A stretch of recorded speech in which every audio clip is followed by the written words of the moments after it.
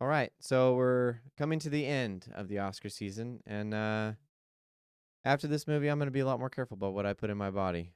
Welcome to the HolmFront.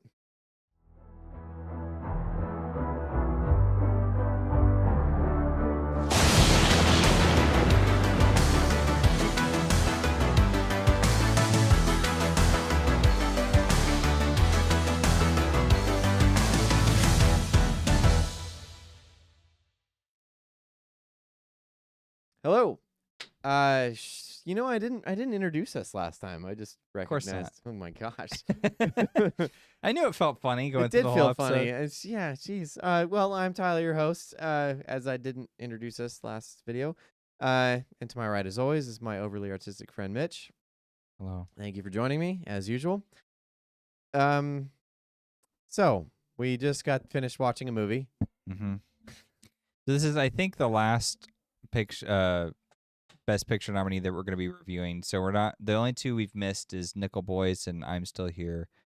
You just can't get them all. And even if we could, there wouldn't be enough time to watch them, do a recording, and then find some way to slot it in with our review schedule. So Well, the other thing about Nickel Boys is it's a book, and I would rather have read the book as well because I guess it's the best adapted book to screenplay. That's what people were saying, that it was like an incredible adaptation, not necessarily an incredible movie. So it kind of was like, ooh, it just makes me pause, and I was like, all right, maybe I'll get around to it and kind of read some of the book first, at least to get an idea. But yeah, given that context, I would, got to see it. Yeah, so those are the only two we've missed, but Substance we did pull through and managed to get this one watched. So that's what we're going to be talking about today. Yeah, we watched The Substance. Boy. Movie. Okay, how do we start? Well, go ahead. We start by saying it is noteworthy that this is a horror picture, and it is a body horror picture. Body horror film up for Best Picture, so that's pretty unusual. There's only been 6 other films or something like that have been nominated, and of course Silence of the Lambs is the only one that has actually won. Okay. So deserved. I mean, I know you haven't seen it yet, but yeah, I do want to watch that one. I've heard it's really great. And this is one of 2 horror films nominated at this point in this year, right? Well, I mean, there's not Best Picture wise, but in general. Well, yeah, I mean, there's Nosferatu. I mean, other horror pictures have been nominated for all sorts of stuff, but just Best Picture is that hard one to get into. Gotcha. This is also up for Best Direction, which I think is interesting. Oh, because would agree. Yeah, I think I would agree with that sentiment as well. Yeah, and Demi Moore is, and I do agree. I guess I'll address that right now. Demi Moore is fantastic in this, but she kind of shares half the screen time with her co-star, who plays an alternate version of herself, a younger version. So I kind of feel like that was a bit surprising that it's lead actress, because I'm like, yeah, which one's lead, which one's co? Yeah, they really arguably the other one gets a lot more time. I feel like she does, honestly. I feel like she has more screen time than Demi Moore does. But I'm actually gonna look up her name. Yeah, I don't know about the math on that one. Yeah, so we watched The Substance. We're going to be getting into full spoilers with this one. As per usual, I think we'll try to slowly lead up into that. Margaret Qualley. Yeah, I don't know her, but So she was great. Yeah, I guess I would just say co-star, because... Yeah. But they're both co-stars. Anyway, we'll get into it. Whatever. Yeah, so spoilers. Yeah, There's so your warning. Well, we'll do our quick spoiler-free version. So what did you like about the movie? Well, we agreed on the best part. And that's Dennis Quaid. I'm sorry, but this feminist movie about everyone's talking about Demi Moore, and Margaret Qualley or whatever. Dennis Quaid was hilarious. The minute he shows up on screen, just steals the whole show. He is so funny. He plays this producer in Hollywood. His name is Harvey. His name's Harvey, and he just wants hot young women. Yeah, so, okay, I want to set up that scene, actually. Okay, yeah. So, Demi, this isn't spoiling anything. It's just, this is the opening, it's just Dennis's opening scene. So, Demi, the women's bathroom is it's out of order. Yeah, it's out of order. So, she uses the men's bathroom. So, she sneaks in, goes to install, and shuts it.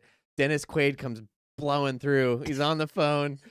And the camera work is actually interesting, too, because it's right above the urinal. So, his face is right up in the camera. And he's like, yeah, no, I don't care. Oscar my butt. I want her to be young and hot, and she's got to be there tomorrow.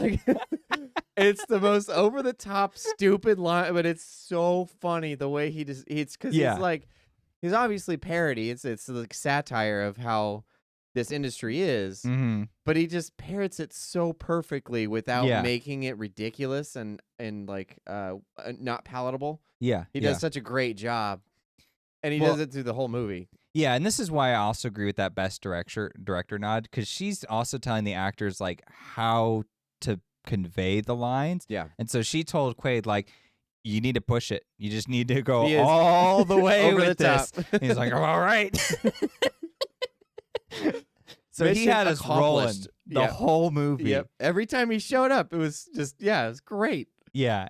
And honestly, I think it's a shame he's not nominated for Best Supporting Actor because not? he's not. No, That's crazy. he should be though, because he adds so much. Like he's helping buffer with the humor. Like there's other moments of humor, but the rest of it is like pretty dark and creepy horror stuff, which is great.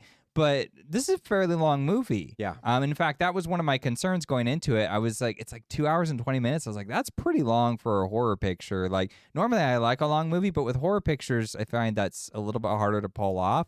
But after having seen it, I'm like, you know what? This actually works with the length. I think the length is good.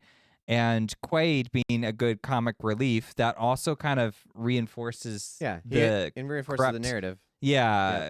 Problems of the industry. I thought worked really well. So it was so that's a major highlight. So like worth watching just for that. It's so great. Just watch Dennis Quaid's parts. Like just so good.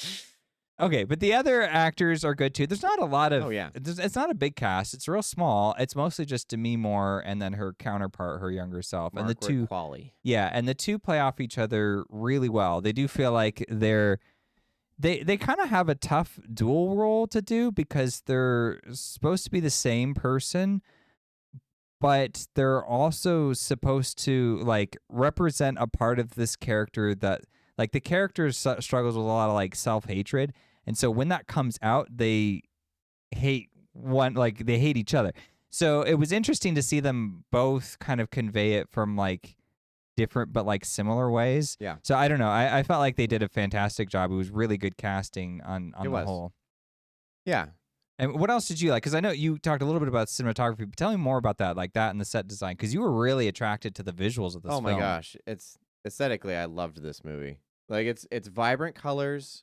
And all the colors that they choose are really great. The angles that he used on a lot of, especially the beginning The shots. cinematographer or the director, or I guess both? Well, it's cinematographer, I guess. But, I mean, set design is a part of it as well, obviously. Yeah, I thought it all worked really well together. Like, it's very aesthetically pleasing film, at least in the beginning, before all the rough stuff starts happening. But, yeah, I don't know. I just thought it was a beautiful film. It had a lot of very interesting decisions on the cinematographer's part. Like there was a scene it's where she's leaving she's leaving her studio or whatever. He's like across the street on the corner shooting her, and she comes out of this building, and it's kind of looking up at the building she's coming out of.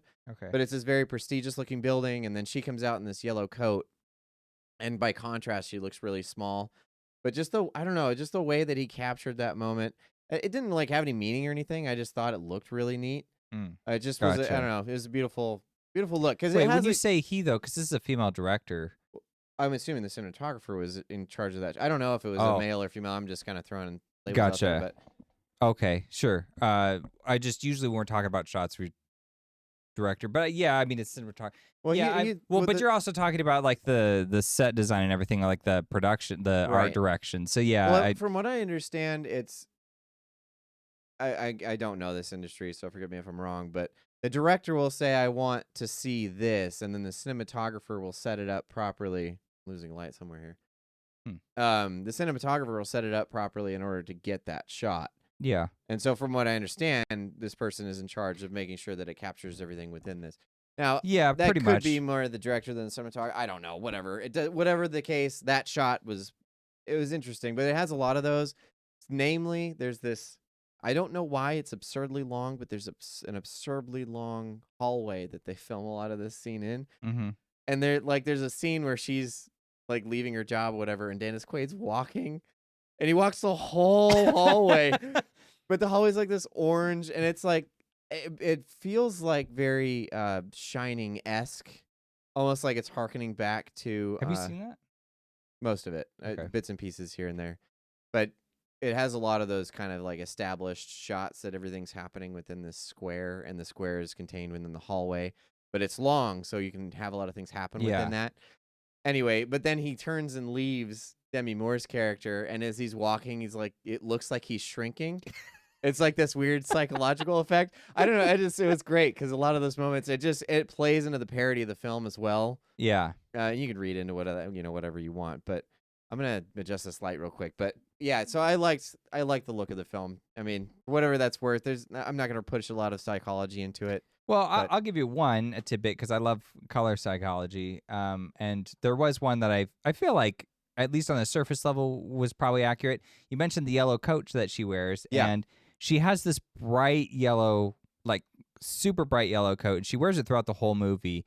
And my take on that, at least just at face value, because we just saw the movie, so it's still fresh in my mind. I haven't had a chance to really think about what else it could mean.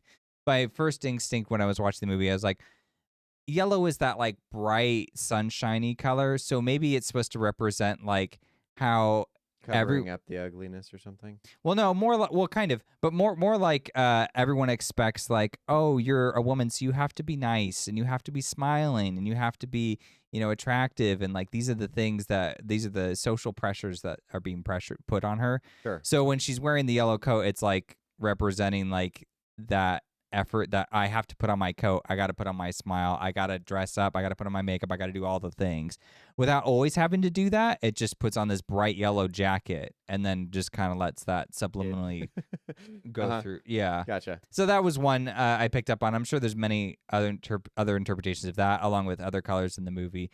Yeah, I mean, I like the visuals as well. I especially liked the way they set up her apartment. I don't know if they found an apartment or if they just built one, but I mean, it feels cool like looking apartment. Yeah, it's pretty cool, and there's a lot of spaces that they just make really good use of the space. It reminds me a little bit of Parasite. With Parasite, they actually built the house that they shoot the movie in, and it's kind of incredible how they like mapped out that whole building, because the way that they use it with the movie is just super useful, and like everything just flows together so naturally. Is that the same director? No.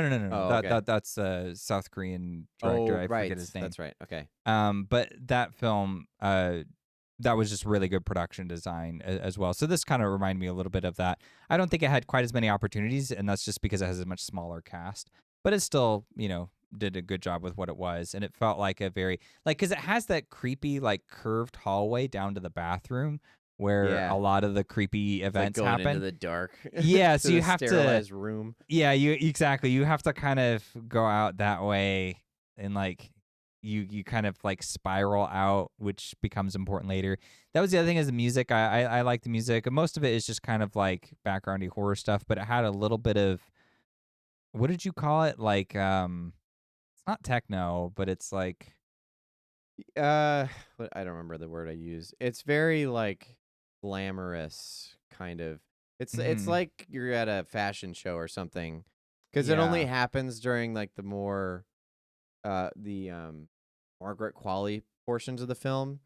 Yeah. Because that's when, and you can tell there's a shift too. Like there's different colors, different lighting.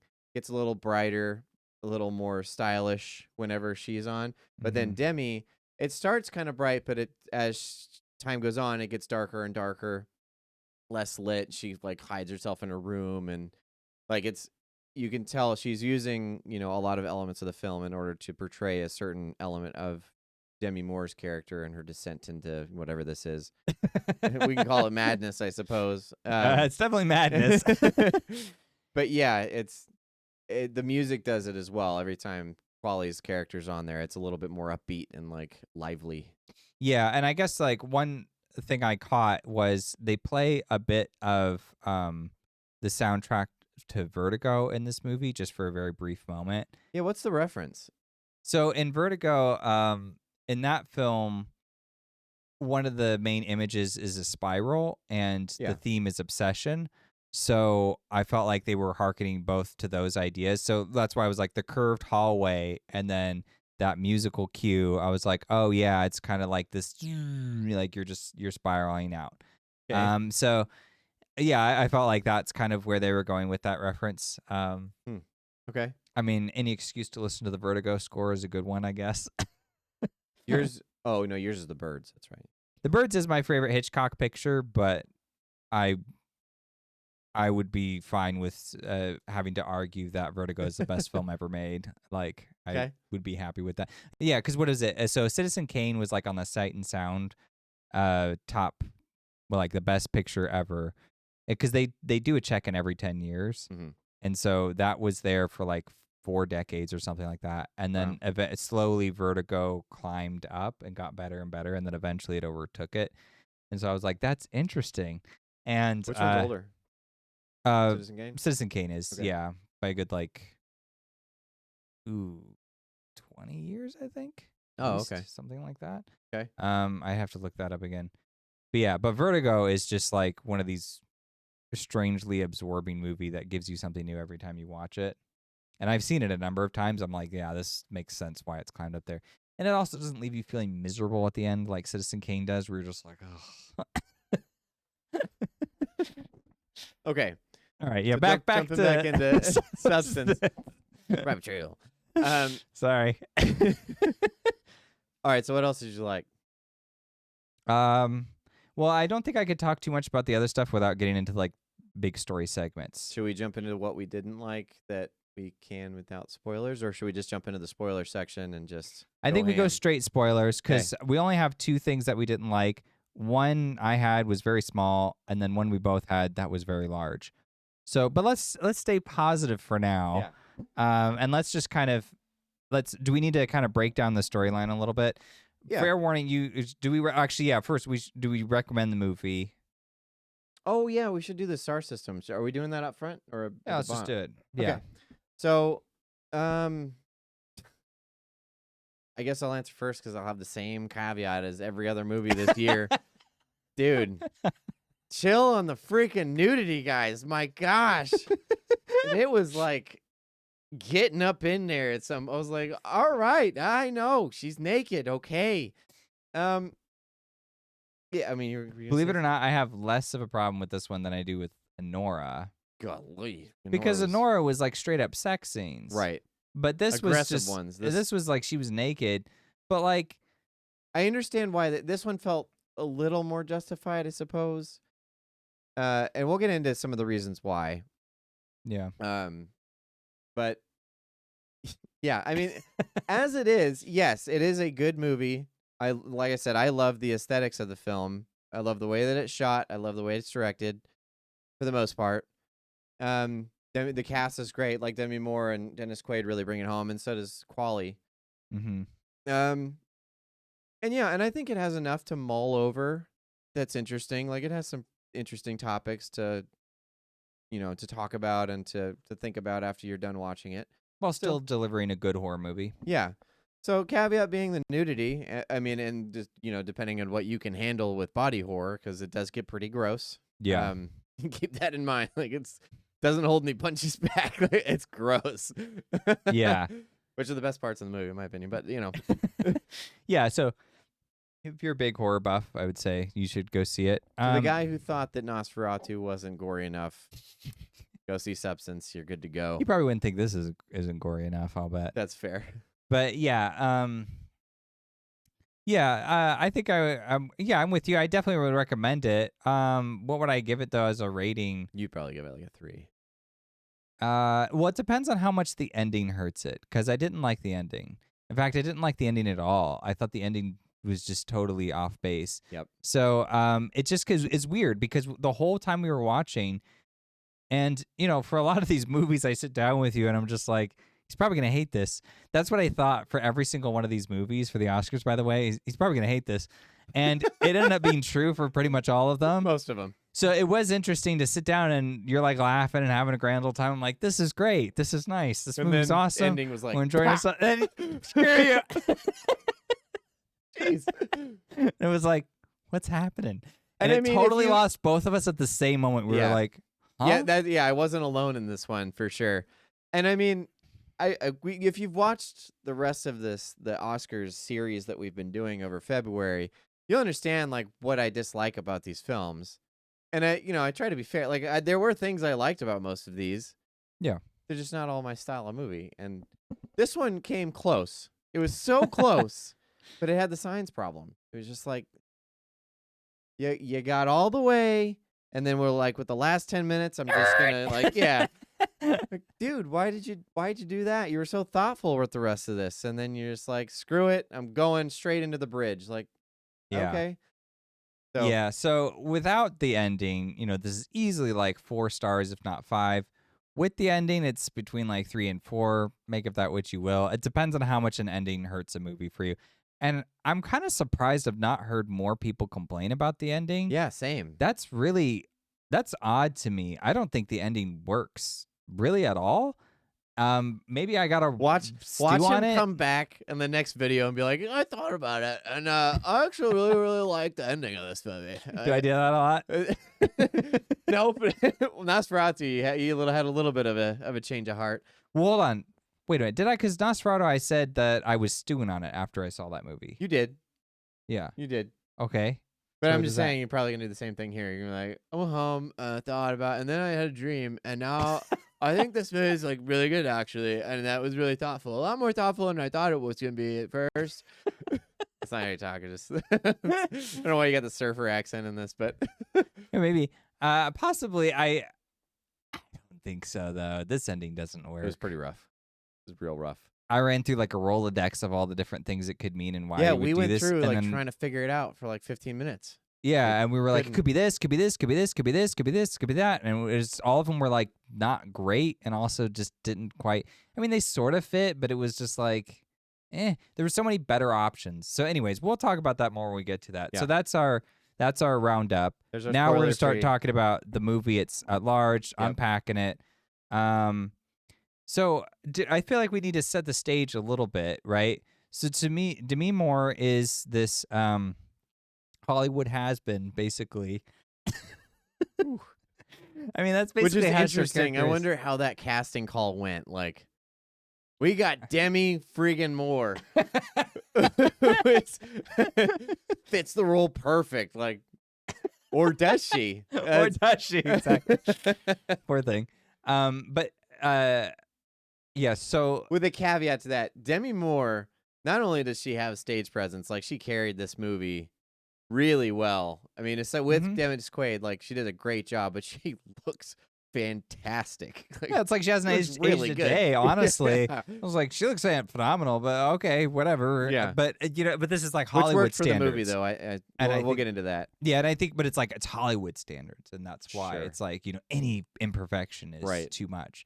So yeah. Anyways, so she's doing this like these workout videos. I think it's set in like the 80s or 90s. Initially, it is, and then Yeah. it goes to modern day, and she's still doing it, and then Yeah. they switch the show or whatever. That's actually okay. That's right. So I Yeah. actually want to talk about the opening shot of this movie because it's really smart the way that they do this. It starts with these construction workers building the star on the Oh, yeah. Hollywood Boulevard, and it's for Elizabeth Sparkle. Is Yeah, her that's name. her name. And then- Elizabeth Sparkle. And then like there's people passing by, and like you said, it's pushing us through time, and people like they don't step on it, and they're like, oh, like have you seen her in this movie or whatever? And you Right. just catch their whiff of conversation as they're passing by, and then like as time goes on, the narrative starts to change, and then people are like stepping on it and just And then like, it what do you want to do cracks this at a certain afternoon? point. He cracks. And they're like, wait, do you remember her? Like, Yeah, it's like forgot about her. And like even like the person, even like in the initial when it starts, like someone who's like even goofing off, like there's some jock or whatever, he jumps over the star, oh, right, so yeah. he doesn't actually Even step he on has it. respect. Yeah, even he has respect for this actress, which I thought was a really nice touch. And then someone comes by later on and they drop their food, and it's just like that smears- scene. That scene was pretty funny. He drops his like burger. He tries to like clean it up, but then he Just like makes it worse. smears the ketchup over it, and he's just like, whatever. I guess it doesn't matter. Yeah, so they were brazen enough to poke fun, I guess, at the the kind of like the glamour Right. attitude and like public perception, Yeah, which how that was fame great. fades. Yeah. You were Yeah. going to say something? No, I was, no, nothing. Go ahead. Okay, so that's like the opening. So you're like, okay, so she's all washed up. She's doing these workout videos. Hardly. I And then know. they show her and you're like, looks Well, fantastic to me. Okay. Right. Anyways, that's the premise of the movie. She's doing these workout videos and she's sad and depressed, and it's She's because doing like these old school like Buns of Steel workout video, like the yeah, let's get it, ladies, and like moving the hips, like the ones that don't do anything for you at all. It's just a lot of movement to make you feel all pumped up, whatever. mm-hmm. But like stuff from the '90s, so like 80s, '90s, that like weird culture where you like got the set of tapes. And you're like, all right, Buns of Steel today, abs of steel tomorrow. Like that's what she has, like the stupid leotard on, and it's dumb, but it's showing you that it's harkening back to the fact that she is not progressing forward. She's just stuck in this time and like cannot move past it, and eventually time will run away from her. Mm-hmm. So she gets this opportunity. She gets something dropped in her jacket pocket, which says it's like a USB drive, and it's for the substance. It says, it changed my life, is like the note. Well, she goes to a doctor. She gets an injury, and she goes, "What's the injury? She falls or something, right? Or something like that." yeah, I think we I just watched it. Well, Anyway. I think I stepped away. I was getting Okay. you were getting a snack, and I was distracted because you were doing that or something. Oh, So we okay. missed that part. So she goes to the doctor to get a checkup, and she's like, she's breaking down, and this doctor's just doesn't care. He's like, "Oh, it looks like you'll be okay. I gotta go. Bye." And then he just walks out. Yeah, he's just like, "Oh, I gotta say, my wife loves your Yeah. videos. Oh, it's your birthday. Oh. And then she starts crying. He's just so insensitive. Yeah. So he leaves. leaves, and this nurse, this young, attractive guy, comes up and is like, he like checks her spine out, Mm-hmm. and then hands her jacket back, and then leaves. And then she finds later that he's put something in her jacket, and it's this video about the substance. Yeah, so she goes home, she watches it, and then it explains like, oh, you can reclaim your youth basically and live that life as well, but it has to be shared with the life that you currently have. And you can sign up or whatever. So at first she doesn't want to, but then of course she goes and does it. She kind of thinks it's hokey, and then sort of changes her mind when it's like the pressure gets to be too much. So they deliver this package, and they say, okay, you go and pick up your package at this location. She goes, she grabs it, and it gives her these instructions. And so you take this substance, and what it does is it splits you into two people in a very rough way. Yeah, in a gratuitous way. And it was awesome. And that scene was really cool. I was like, whoa, this is nasty. But I thought that was a great way to like segue. Like, this is a horror movie, by the way.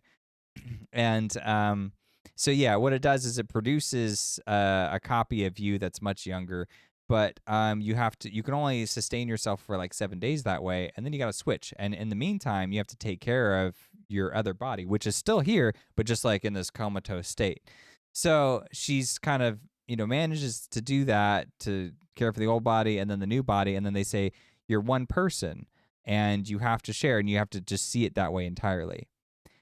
But this is a Hollywood actress, and her identity is wrapped up in all the fame and the glamour. Sure. So she does not make this separation, or this like, we're one. And it's actually quite apropos, because when she does, at the end of her workout video, she's like, remember, like, take care of yourself.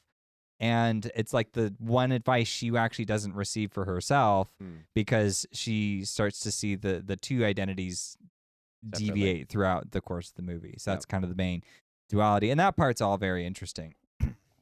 Yeah. I feel like that sets the stage. Mm-hmm. Now we can get into kind of whatever, because the rest is sort of there is like a build up to each of the events, but we can kind of go anywhere from here. So what do you want to hit next? Yeah, so I'll make a couple of comparisons here. The first one I'll do, actually, I looked it up. There's a Twilight Zone episode, and I looked it up, the name of it. 16mm Shrine is what it's called. Okay. It's in season 1. And it's very similar. So one of the things that we talked about before we went and watched the movie was because we thought it was like an hour and a half, and then we looked it up and we're like, man, 2 hours and 20 minutes. Like, is this concept able to justify that runtime? Mm-hmm. It is, by the way. It does a pretty good job. But I remember watching this episode of Twilight Zone, and it's a similar concept. A has-been actress who is now outgrown the age of relevance, essentially, within that industry. And so she goes and meets with producers on occasion to try and get these roles that she used to be eligible for, but is no longer. So now they're trying to cast her as like, the mother or even the grandmother, like getting to that portion of life, like, late 40s, early 50s kind of. And so she's like, she's not accepting that because she doesn't want to accept that she's aged past this glamorous lifestyle that she got used to when she was, that young star. So it ends up, if you haven't seen Twilight Zone, sorry, welcome to almost 100 years too late. Spoilers of Twilight Zone episode. But she locks herself in her room and just watches old films of herself trying to relive this life that she once had and cannot. And people are worried about her and trying to take care of her and stuff. And then eventually what happens, because it's Twilight Zone, she somehow gets into the movies. So she's now like faded into this delusion. And the scene that like encapsulates that is one of the guys comes in to check on her and looks up at the movie playing, and she's up there. He's like, please come back to us. And she like turns and looks at him and waves and then walks off screen. And so it's like, but it's a 25-minute episode. I mean, it's like, and that seemed to encapsulate that concept. I mean, obviously it doesn't have all the body horror and stuff that this one does, but similar concept. Yeah, so, I get what you're saying. Well, another one too is Sunset Boulevard. Have you seen that picture? It's a Billy Wilder film from like the 50s or something like that. Okay. But it's like a classic film noir. It stars so I forget her name now, but it's about this washed up silent film actress. Okay. And then what happens is there's this guy who's kind of on the run because he's like this Hollywood writer, but he's in debt. And so these debt collectors are after him. So he tries to escape and he ends up at her house. And so she's like, you could write me a script and then I'll cover for you. And he's like, all right, I'll write you a script. So he stays there for a while. It's a great movie, though. It was my roommate in college. It's his favorite movie. And but yeah, it's similar to that where she's like, but she becomes this like creepy, overbearing person. And she's like, I'm a star. And she has these like delusional visions of grandeur for herself. So it kind of reminded me of that movie as well. It also has references to like the picture of Dorian Gray and right. As does this film. Well, yeah, I was bringing it back to you, but yeah. Oh, gotcha. That's what I meant. But okay. Yeah, go ahead. So I'll let you take over the Dorian Gray thing because I have not read it. I understand the story well enough, but this also harkened back quite a bit to the story of Narcissus. So this is a Greek mythology tale. I guess there's a couple different versions. I was looking it up earlier, but this is a character. He's a famous hunter, and ends up seeing his reflection in a pool and doesn't realize it's his own reflection, and he falls in love with it, and then sits there and stares at it until he dies, basically. There's another version of it where there's a character named Echo who cannot speak except to echo something said to her. And she tries to get his attention, falls in love with him, and then he basically tells her to go away and spurns her love for love of himself. So missing what he could have had for his own reflection. So it kind of goes into that as well, this like narcissism, vanity angle of what that creates in someone if it's not kept in check. And it was very interesting. I thought that the director did a great job of, and the writers too, whether they're different, I'm not sure. No, same woman. Okay, gotcha. Yeah. So yeah, the way that they use this duality, well, I guess duality in a loose term because it's the same person. So that's the way they set it up is when she watches the video, it says you can change or you can create this other person that you can switch into each week, and it's 7 days. So you get 7 days in this one, and then you got to go 7 days back in the other one, and then you can keep, but you have to keep this perfect balance, otherwise you'll start damaging things that you can't reverse. Yeah, because it's like you're dependent on like the sort of life force of the other one. Right, she's like pulling spinal fluid out instead. Like I said, it gets pretty gross. But yeah, the interesting thing is that over this course of time, they begin acting like different people. And she does a really great job of showing this in multiple different ways. But yeah, and then they start to hate each other. And so I thought it was really interesting the way that they really try to make it clear that this is the same person, but in different bodies, they act like different people.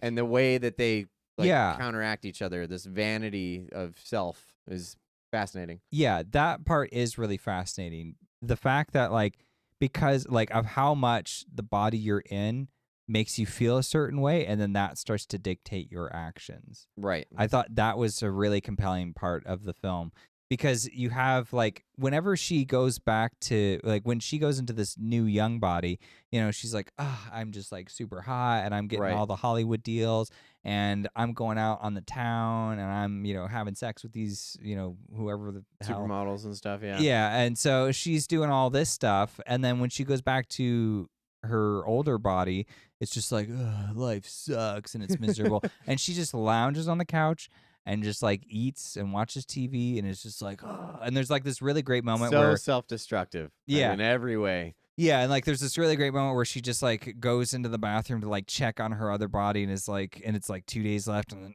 closes the door and then leaves, and then opens the door again, and it's now it's only 1 day left or something like that. So you're just man, she's just counting down the minutes to where she can get.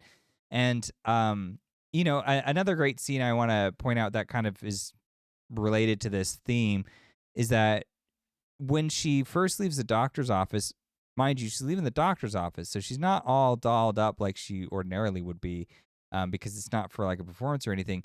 And she bumps into this guy, and he's like, "Hey, Lizzie, remember me?" And she's like, "Who?" And he's from 4th grade or whatever. And it's it's kind of creepy. I feel that actually probably might have been better done a little bit differently, because he came off as just a really, stalker creep. Straight up stalker. Yeah, he's I watch all your videos. And you just happen to run into me here? Are you following me here? Yeah. It was just weird the way that they portrayed it, because they didn't follow through with it, so obviously they weren't trying to make him seem that way. Yeah. But he's kind of weird. His teeth are yellow. He's got glasses, and he doesn't look too healthy. He's just kind of he's hey. But obviously not the Hollywood type, right? But a sincere guy, which is what he ends up being. Right. Yeah, because later he gives her his number, and she's like, "Yeah, I'll call you." Well, that's whatever. the other weird thing. He pulls his napkin out of his pocket, writes his number down, drops it into the paper mud. With his. He's like, "Just don't look at my cholesterol," because he was. Oh, his doctor's note. His doctor's note. It drops it in the mud, picks up the one in the mud, because he rips it off the other paper, and hands her that. And it's why don't you just write it again on the clean paper that you didn't drop? Oh, I couldn't. Yeah, it was weird. It was clearly trying. It was, I don't know. It was too much effort when it was just a sincere guy. I know he's just awkward or whatever, but it really was making you feel this guy's a weirdo. This isn't a natural, organic situation that's happening. I think they do want him to be a weirdo. I just can't figure out why exactly. Probably to contrast the standards of Hollywood and just be well, sincerity can be found anywhere. But again, if you watch our review of Anora, there's a character in there that does just that, while actually being sincere without being a weird person. Mm-hmm. And so I don't know. It just felt like it lacked nuance with this character. I mean, this is a nitpick. I mean, it was a real brief scene, but he comes up later. He's part of the satire, and I kind of felt like it would have made better if he was not part of the satire, just because he's only in this one scene, right? And then there's one other scene. But his payoff is not something that plays into how they portrayed him. That was the weird thing, right? So in the payoff scene, when she kind of makes an effort, Demi Moore does, to I gotta add some life into my life. I gotta do something. So she calls him up, and he's shocked that she did, and she's like, "Do you want to go out?" And he's like, "Yeah, that sounds great. I'm shocked that tonight you at 8 tonight. Yeah, exactly." And so she gets all dressed up to go out and everything, and you're thinking okay, well, this sounds like a good idea. Go out, have a good time. And then she sees her younger self on this billboard, which she can see outside. It's directly out of her window. Yeah, she can see it every day. It's haunting her. And she's just no, it's not enough. And so she goes back into the bathroom and then does her makeup more, and then goes back and does it more and does it some more and more and more. And to the point where she just can't go on this date. And it's just kind of she spends so long trying to look a certain way that eventually she's late, and then she's like, "Well, I'm already late. I look like a clown. I'm just not going to go." Yeah. and then just kind of sits there, and he's like texting her, "Are you okay? Are you running late? You Yeah. need some time? You need me to pick you up? Blah blah blah." Yeah. And she just ignores them all. It was a weird payoff because it was like he's obviously just a nice guy. Well, at least in that scene, that's how he's coming across. Like, he's a little overbearing, I'll give you Sure. that. But like, he's clearly interested in her. Yeah. And if he's referencing her from like way back when, it's like, so you've not forgotten about this person from that long? From 4th grade, before she was famous. So it's not just Right. all her glamour days. Right. And so it's like, she doesn't have anyone, and she herself isn't able to tell herself, like, you look good. Just go. Yeah, just have go. a good time. Just focus on having a good time. Well, this is directly on the heels, by the way, of the other person, Quali's character, whose name is Sue, by the way. So there's Sue and Elizabeth. Elizabeth is Demi Moore. Sue is Quali. So like the alter ego thing. Near the end of the episode, we haven't even. I know. Yeah, I know. Spelled that out. Now here you go. So Sue spends too long being Sue. So she got 7 days. Yeah. And it's like a couple hours, like a night, an evening or something. She spends past the time where she's supposed to. And what it does is now it creates this weird, like, witch-looking finger on Demi. And yes, so her she has body a like starts defect. to decay. Right. But it's just a finger. But she realizes in that moment, like, if I continue down this road, I'm going to become so self-destructive that I'll ruin this. And so one part of my life will be hell, and the other part will be as glamorous as I can be. So in that moment, she thinks I should probably go out on a date with someone who appreciates me, which was that guy who clearly appreciated her, and then decides not to go. So it's this interesting. It's that second twist or second shift in the film into this like darker, self-destructive nature of Demi Moore, and the contrast between her and Sue, Quali's character. So that was that part, and then and this is where it gets a bit into like the addiction side of things as well, because addiction will play into, oh well, just one more day or one more or a little bit more, and then I'll be done, or then I'll be ready, or blah blah blah. Because then it goes into that where she's like, oh, I can spend an extra day, or I can spend an extra week, or I can spend an extra month, and she kind of pushes and pushes and pushes until she creates a monster. Pretty much. Jumps into the horror side of things. Yeah, because it causes her to like she's starts bleeding out of her nose, and she can't hear or like perceive anything clearly, and she's like passing out. That's when she gets to the end of the 7-day phase. Right, Stuff starts and it's to like happen to her. you've got to switch now. Right. Yeah. Or so take more than you should, which is that's the other option. But it comes with such dire consequences, and one of those dire consequences is my favorite scene, where she like just starts sucking the life out of her, and then the younger Sue does. It's the scene before that. Okay, yeah, it's right before, because this is the second shift in this portion of the film. Is that after the finger, where she realizes that this could go further, she does go further, but it goes beyond the point where she's able to do anything about it. Because you can conceal a finger, you just wear a glove or something.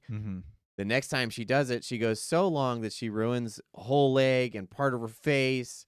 And so and then her hair's all grayed out and stuff. And so she's like beyond the point. Like, there's no fixing this. I'm ruined. Yeah. Then you get to that scene. And so then when she's in that, Demi Moore has a moment where she gets to be like an old crone witch in her They apartment. go full Snow White on this thing. And she's like, and she's like going through this like recipe book, and she's like cooking up some creepy really potion. disgusting looking food. Yeah, and it's like, is that even food? It's like, oh, it looks like it's expired. And then she's listening to the interview with Sue that Sue was on, her alter ego. And Sue's like, oh, like, kind of lightly poking fun. Where'd you come from? Oh, this small town. And yeah. What do you attribute your beauty to? Oh, it's just, it's my just... personality. And then it's like, how you replaced, Elizabeth Sparkle. How do you feel about Elizabeth Sparkle? Oh, well. She used to be on the TV when I was growing up. And she's just like, like Demi Moore. Demi Moore, yeah, she's like cooking up these potions and you only exist because of me. It's like, you were in this interview. You said those things. Well, and that's the thing about it. When you watch the interview, like with Sue, she pauses and she's consistently like, ooh, like I don't want to say anything bad about me. Right, exactly. And about my past. Like I shouldn't have to be. So she just tries to kind of wiggle around it.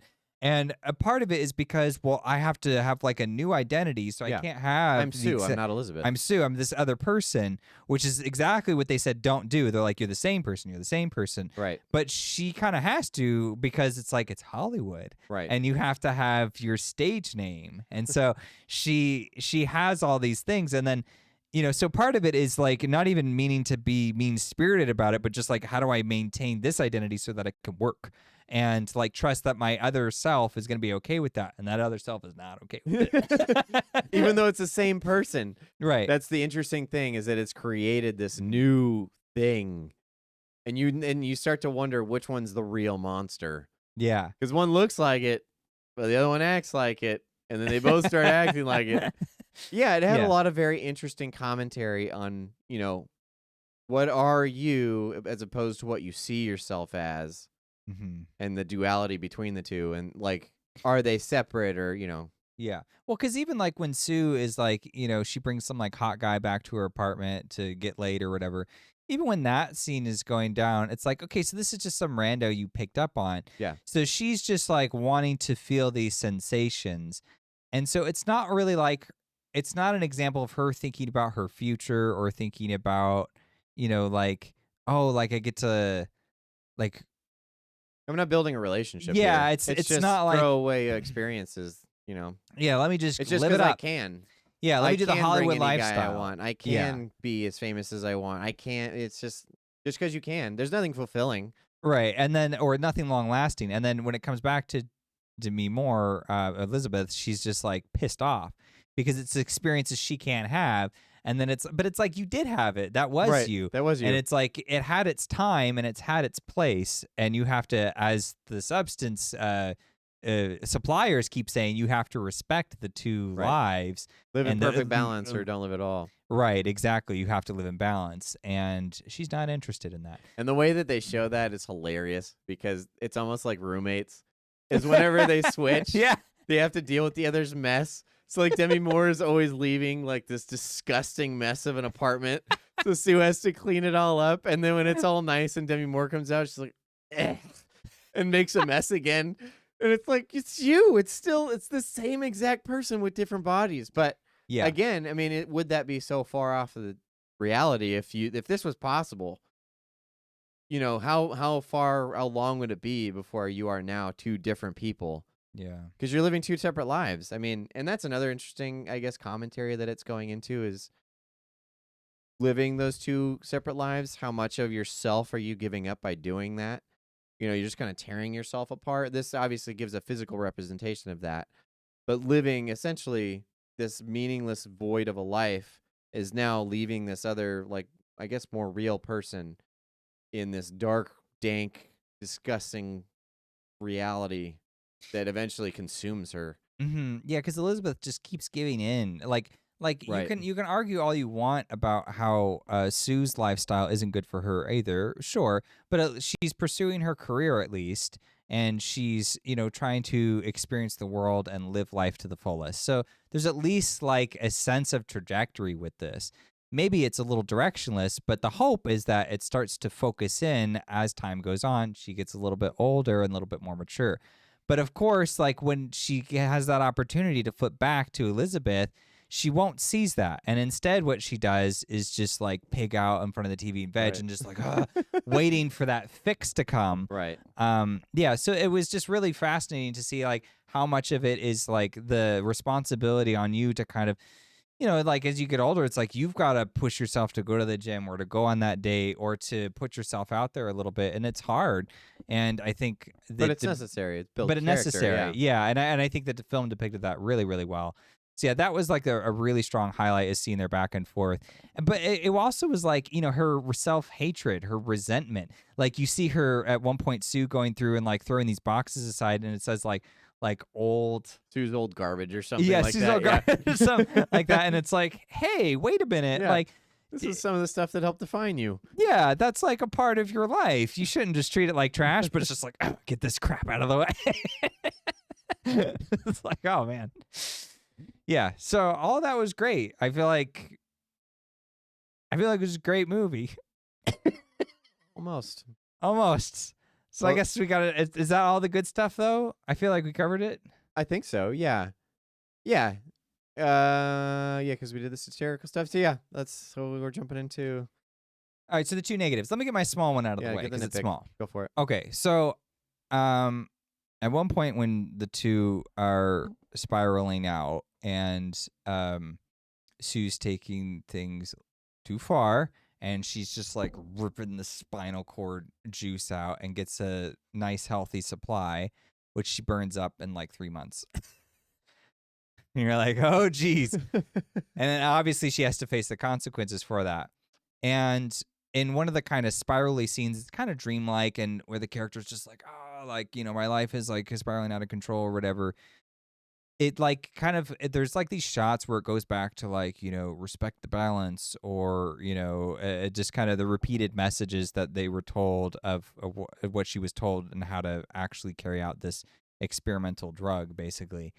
And I just thought that was a bit tacky. I thought that was a little bit like new director style. I was like, you don't need that. Because the thing is this isn't a very dialogue heavy movie. Right. So I remembered what they said. It was in big block letters on There's like the 3 package. instructions on all of it. Yeah, and she frequently calls the people who supply her with this and is like, oh, like she's complaining like, there's a mistake. Like I need my hand fixed. Like, what do I do with an altercation? And they're like, well, we can't fix that. And then they kind of tell her just respect the bounce. And they go back to like the mantra.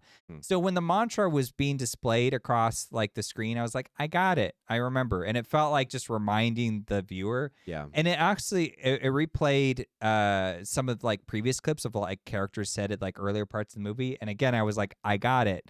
The one I will give her is that, and this is more spoiler. So you initially take this activation drug, but when she initially took it, she didn't actually use the whole thing, and you're supposed to just dispose of the capsule. It says one-time use only, and then dispose after use. Right. Those are the only 2 instructions on the little pill bottle or whatever it is. The vial. Yeah. Well, at some point, her situation gets very dire, and she doesn't have any more meds to take except that one. So she pops the rest of it. And then when she did, as she's like convulsing and like passing out or whatever, she's like sees the text go across. But I thought that worked because she dropped it like on the ground. And so I thought she was like literally seeing the label and it was kind of like the consequence was coming back onto her.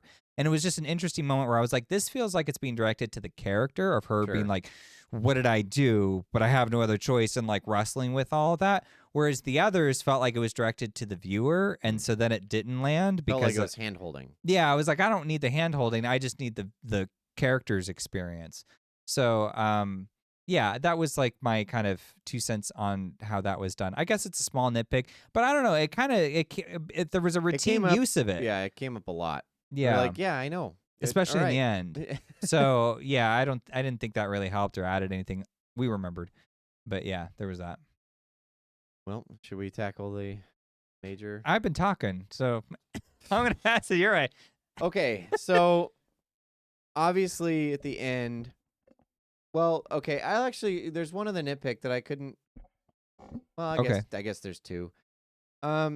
And I need to look this up, so I might be wrong, but it seemed like where they put the star, because we live in California. I've been to Hollywood Boulevard. I've seen all the stars, the like Walk of Fame or whatever. It's in L.A.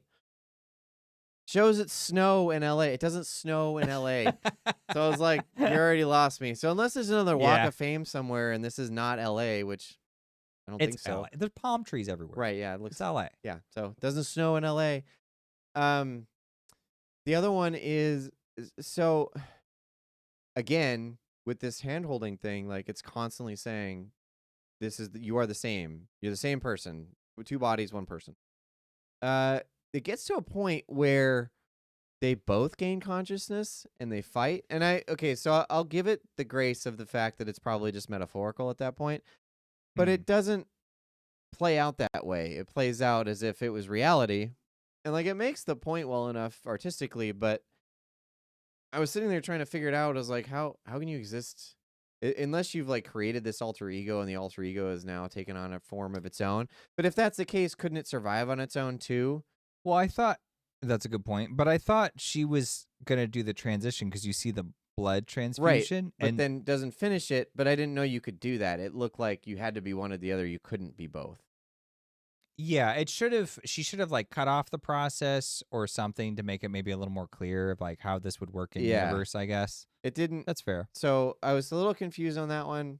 Whatever, minor nitpick. For the what it was trying to say, it made its message clear. So I mean, it's like I said, it's a nitpick for that. But Yeah, that's fair. It was like this really small, like, I kind of wonder about that. But maybe like on subsequent viewings, it clears up. Or either way, it's just kind of like not worth getting, right. up, This is where up in arms about. This is where it starts to spiral to the point where we had issues at the same time. So the interesting thing is that they get into a fight, and that's when they like come head to head. I hate you, and it's like you're the same person. It's Elizabeth that's created these two identities, but these identities now hate each other, so they're fighting. And so like metaphorically, I understand the message in the film, but Sue wins. Kind of Naturally, because she's right. Younger, stronger, and less yeah. decrepit. Doesn't look like the like crone. So she beats her almost to death, and I was like, "That's interesting." So if she kills the former self, does she die? Does she now become Sue? Right? Does she like no longer require the other one? But she starts to feel the effects of this, what she's doing to Elizabeth, and because of that, she's like, "Well, I got to leave this one alive." And kind of go out with a bang. And I was like, that's interesting. All right. So then she goes because she's doing this New Year's Eve special on TV, but then she starts to fall apart, literally spitting out teeth and her ear falls off. Black Swan style. If you've seen Black Swan, the fingernail scene.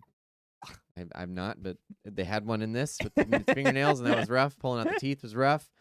So she starts to literally fall apart and realizes I've got to use the activator on myself.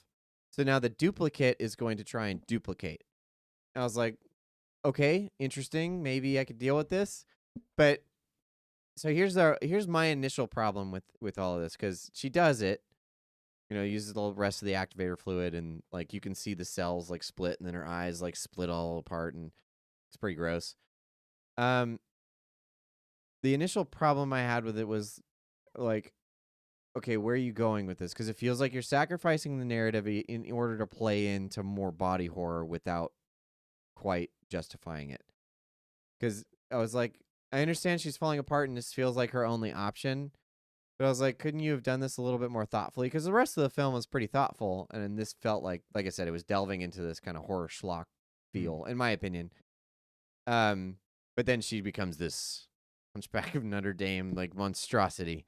Like an absolute mustard, like Yeah. gorgeous, and there's like faces growing off of her Right, shoulder. she's like a whatever. mouth An here, arm, and, like her arms like back here, like and something out of Dark Souls, right? That you Or the what was it, the Color Out of Space that we watched? oh It's yeah, very much like that. something like that, yeah. And she has a face on her back that's like trying to gasp for air. And so, So wait, so you didn't like that was the result of taking it on the copy? I didn't like that she left that open to do in the first place. So we'll get into it. So I have a segment of HolmFront fixes at the end that we'll jump into further. We're bringing it back. We're bringing and this it is back the perfect home. movie to do it. Yeah. Because it had so much potential, and it, like I said, it did a Signs thing where it just took the last portion and smacked her over the face with it. But then she goes in and just has these delusions of grandeur, even though she's a monster now, like an actual monster, and everyone's like applauding her and happy, and then she goes on stage and she. The funny part was she glues Demi Moore's face onto their picture. We did laugh at that. That was pretty funny. But she goes up with that plastic, and then she puts like makeup on it. Yeah, like I gotta do her makeup. She goes on stage, and so this part gets real weird. Yeah, in it's there's multiple a lot of different ways. Yeah. So in the audience, I don't know if these are like Hollywood elites or something, but you have Dennis Quaid's Harvey sitting out there with a bunch of old rich guys, and then a bunch of audience members. Old, but rich, then yeah, and then it focuses in multiple times, like it's really trying to harm. It's like I want you to know there's a child in this audience. It's like yeah. But this didn't get also that. is like this national televised event, this New Year's Eve event. And on stage with Demi Moore's character is like dozens of straight up naked women. Yeah, they're like can dancers. Right. Is that what they're called? Oh, I don't know. I thought that's what they were called. Whatever. But they have like the feathery whatever. Yeah, they look like they came out of Vegas, but they're topless and it's like super like, gratuitous. what is happening? I was like, what is this? There's a kid in the audience. Are we okay with this? Yeah. Like, and this and it's being televised? It was weird. So I had to wrestle with that. And then the weirdest thing happens after that is she goes up and like, it's still me. And then starts like falling apart. And then this weird thing happens where her arm comes, or no, someone beats her up. That's right. The crowd goes nuts. The crowd's like, you're a monster. And it's doing these shots where like someone gets up and like points and then it like zooms up on them and then it crash zooms on someone else. You know, like doing this stuff. So there's people freaking out, and then some guy gets the wise idea. It's a monster. I'll kill it. He gets this pole and just whacks her, and like chops her head off, just straight up. But then like, her face comes back in like fours. There's like 4 faces on it. Yeah, that comes back. And then, like, you know, like her arm flails off or they whack her arm off or something like that. And then what happened is, and this is the point where it just was totally losing everything. Because I was kind of keeping pace up to that point. I was like, all right, this is a lot of weird stuff, but where is this going? Well, where it's going is her, like, arm comes off or something. And then she just starts fire hosing blood on everyone and everything. Yeah. Including the kid. Why? Right. And it made that special. It was like zoomed in. It was like, look at this child covered in blood now. It's like, what's the point here? What and the she's heck? like squirting all the naked ladies and Harvey and it's just like just coats this room. And then she runs out in the hallway that they had been referencing a bunch of times and squirts all that and squirts her old picture and and then her new picture. And it's just like, it's more. It was like there was this anime movie I saw when I was a kid where like. It was the most violent movie I've ever seen in my life. Where like I'm not even kidding, because like someone's arm would get chopped off, and then it would be like, just like fire truck hose level of blood gore. Just, why? And this was harkening back to that. I was like, there's nothing left. Right. It's not possible. But they just kept going. It was like, okay. It went on and on and on and on and on and on. She's like, I want to paint everything in blood. And I was like, why? What are we saying here? Yeah. And so that was what we spent a good 10, 15 minutes trying to figure out. Because the rest of the movie, like I said, was fairly thoughtful, but it was kind of contained within this duality that had been created by one person and how she coped with that and like the commentary on vanity and what this Hollywood culture will create. I couldn't figure it out. So, well, I can't figure it out either, I'm afraid. So we came up with a few theories, but I don't even really feel like they're worth mentioning because it's not that they don't exist, but they're just not very satisfying for all the things that we've been talking not about. Thoughtful. It's too on the nose, kind of like overt, ridiculous. The satire was working, and then it gets to the end where it's just like. And so it felt like it was just really trying to hammer home a message. Yeah. The only thing I will say about it in particular that's potentially like an excuse is that when you go to see a horror movie, there's a certain expectation that you get a bloody, gory finale. So you got that with this movie. So it was satisfying that expectation in a pretty gross way. And it's sort of like, was that the satisfying way to resolve the kind of interesting character development that we've been, or the character study? And that's where I feel like it didn't quite work. Now, I want to do a segment, the HolmFront fixes, because I have my own idea about what I think would have been more interesting ending that adds up to the things we've been talking about.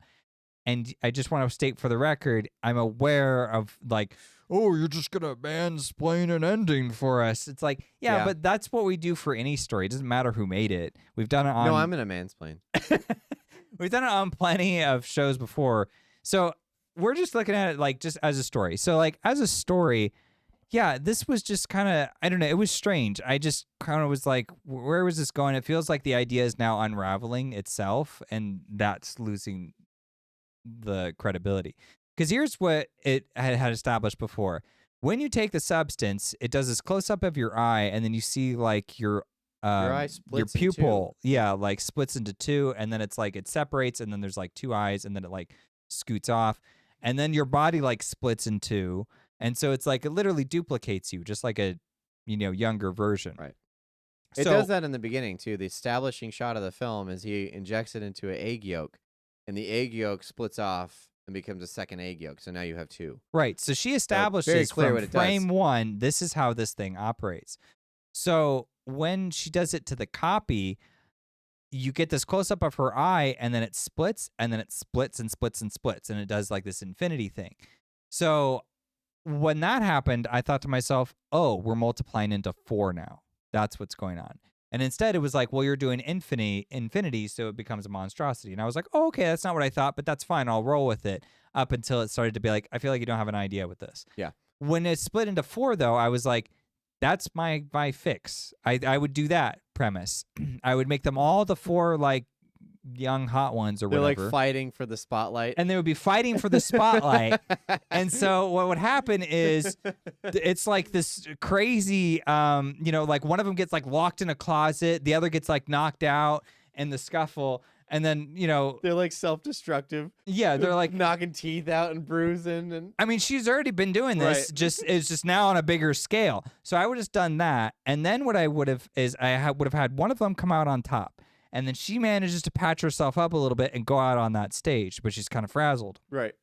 So as she's doing, and I would have taken out like the nude women. I don't know why that makes no sense. I would have done like a I don't know, Jimmy Fallon or whatever, like Sure. talk show kind of thing. That's what we I all thought was going to be. That's what I thought it was going to be. So that's It's what like, I would have look how gone with. exploitative it is. It's like, hey, you can't have a critique on exploiting women by exploiting women. I mean, I'd argue you could, but I feel like they did. I feel like in this, it was being televised, and I was like, okay, so we're having to go into like Fantasyland now. Yeah, we just jumped a bunch of leaps of logic, especially because you have the kid in the crowd. You're like, so am I just supposed to accept all this now on top of whatever message you're trying to get with the spurting blood and stuff? Anyway. Yeah, it's like we're in this kind of dreamlike sequence of Yeah. the character's imagination, which it does prep for because, she puts on the mask, and when she's hobbling down the hall, there's all these people like, we love you, it's great. And like, they Right. don't even notice that she's a monster. She's like, Yeah. And then it like cuts away, and you're like, oh, okay, that's like, there's Right. nobody there. So it's just her imagination. So I'm like, okay, I get that some of this is her imagination, but her being this monstrosity is not. And people are reacting to her being a monster Yeah. in the way that it would in reality. So it's like and within that reality is still the naked women. the naked women being yeah. televised on TV and in front of a kid and in front of the whole country and the world. I'm like, this is weird. This just doesn't make sense. So anyways, I would have made a talk show host. She goes out there. She's doing the talk show, and she's like, and then she's kind of like falling apart. And then they do like a halftime. They do a little break. And then on the break, Henry comes out, and Harvey, he comes over, and he's just like, "What are you doing?" He's like, "You're screwing up my I made you, whatever." Then what happens is she's like, "Whoa," and then she's like, kind of starts to go into this pleading thing, and he's like, "I'm gonna cancel this," and she's like, "No, I can do this," so, like everything, and then he says something like really nasty, and then we just see her like, and just like snap, and then she just knifes this guy and takes him out, and like that's your bloody gory scene where she's just like beating his face in. yeah, or and something. he just splatters blood everywhere, and he's like, ah, and then she kills him and like kicks him away, and then now she's covered in blood, and like one of her other doppelgangers comes in and is like, you can't go on stage now, you're covered in blood. And then she has to go out instead. So you see, I would have kept the ball rolling as much as possible. Sure. And she's just like, I'll use any ego I can to get out there on that stage. Because And people keep will the love show. what they think is me regardless. Right. Yeah. And then, so I would have kept playing with that theme a little bit more. And then maybe I would have done something like, where one of them's on stage and the other is just like, can't take anymore. And then she comes out and is like, gets in like a fighting on stage. Just like there's 2 of them. Yeah, and then just like like trying to kill her other self, and then as that's happening, it's like then she makes it appeal to the audience. Like you get where I'm going with this, right? So like that's what I thought would have like been thematically consistent. It's a little less horror, but we still get like the blood and gore and all that. Yeah, and then we still could have done a sequence where maybe it's going great, and she's like, oh, I'm totally winning over the audience, but then she transforms into a monster like on stage, like, which is what I thought was going to happen. I thought after she won the fight with Elizabeth, she would go out there and then start falling apart on national television, because now she's like seeing her worst nightmare come true, where people are going to see her as a monster. Yeah, you want your character to face the thing that they absolutely don't want to face. Sure. And the weird thing is they have her turn into a monster, and then she willingly decides to go up on stage, and I was like, that doesn't add up with the character. Yeah, right. she didn't think she was attractive enough to go out on a date, Right. and so she stayed back As because Demi Moore. as Demi Moore, who literally like dolled herself up. I was like, oh, she looks nice, and then like she goes back, not good enough, and it like does it, and it's like, okay, you're starting to look like a clown, but it's still fine. Right. Just go, and then it's no round 3, and it's like, okay.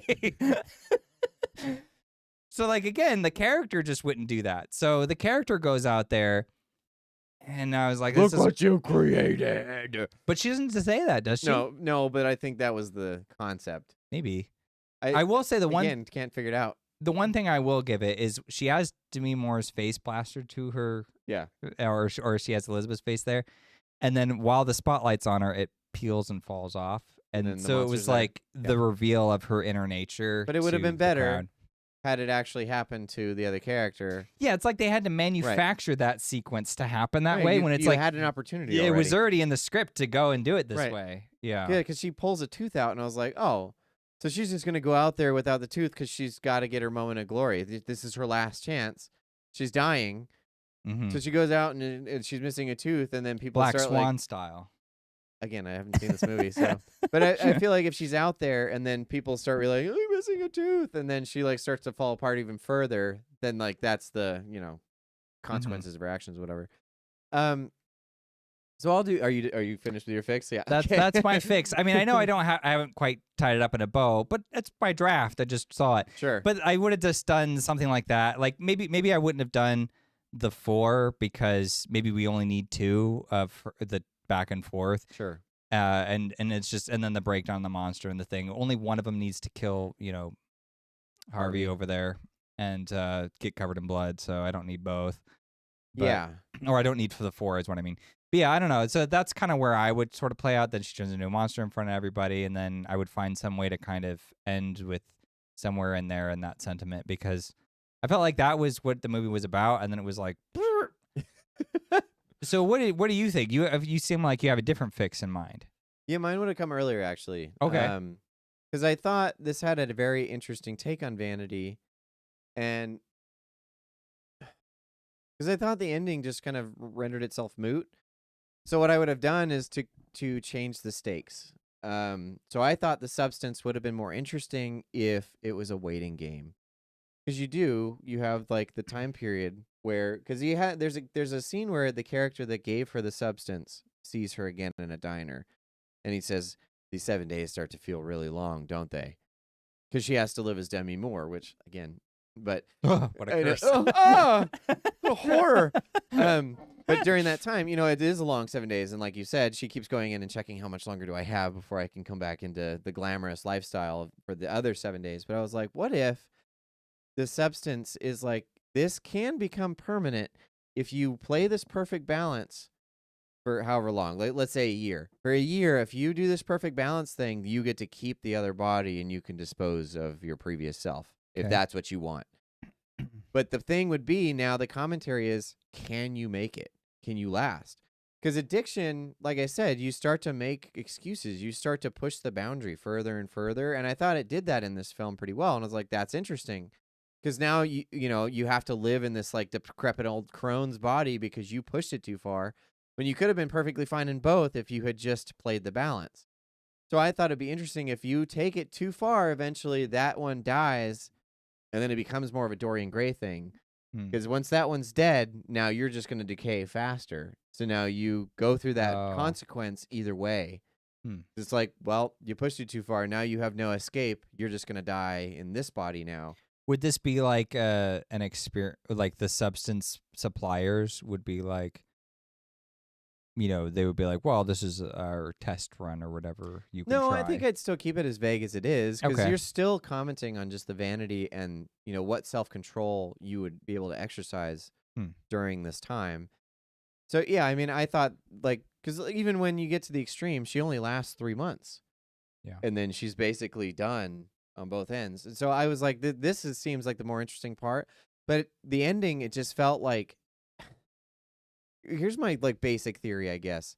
It felt like the director or whomever had something to say beyond just the subject of vanity within this singular character, and it was almost trying to say something about society or Hollywood or whatever.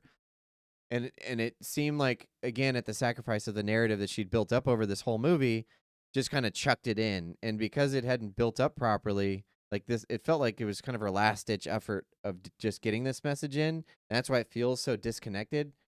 Because if you cut it off before that, it almost feels like it would even work better. Like when she starts fighting and she's kicking Demi Moore, like I would have cut to black. You don't know if she kills her or not, or what happens from the consequence. Like if I'm just editing and what's then there, start making it more abstract after that point. How much is this imagination or projection Right. or reality? Yeah, that's interesting. Because then, like if I'm just working with what I have at this point, like that's where I would have ended it. Because now, I mean, you can maybe do the delusions of grandeur. Maybe even end on the scene where she's walking down the hallway and you can see that she's like looking through that thing. Because it looks like you're looking through a mask when she's walking down because she's got the Demi Moore face plastered. And everyone's like congratulating her and stuff. I might even put that scene in and then cut to the black, or maybe even go to where she's standing in the hallway alone and then end there. Because at that point, like, again, you're leaving it up to her interpretation, which I felt like this movie needed to do, and kind of like read in your own, I don't know, your own sense of consequence within, because then you're like, how would you react with this? How would you have done with this? Because you think you would do better. But then the more you think about it, the more you realize, like, no, I wouldn't. I'd probably be just as destructive as these two were.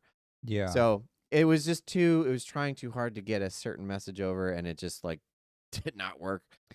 Yeah, it's so strange, too. I mean, well, do you have more to add to that? No, I didn't. Okay. That was it.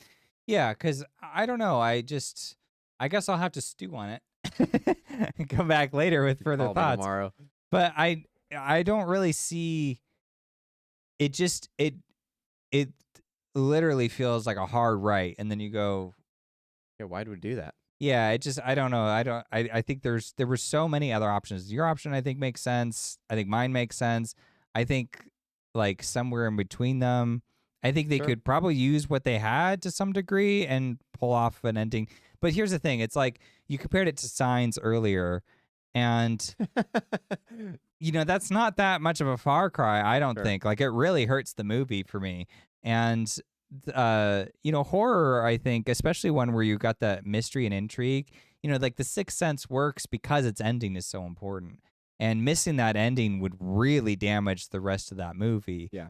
So it kind of depends on, like, I think certain stories, because of the premise, maybe because it's horror, maybe because it's like there's this vagueness over the substance, or like the MacGuffin of the story, that enables the story to occur. Whatever the reason, there needs to be this kind of a resolution that ties back into those themes.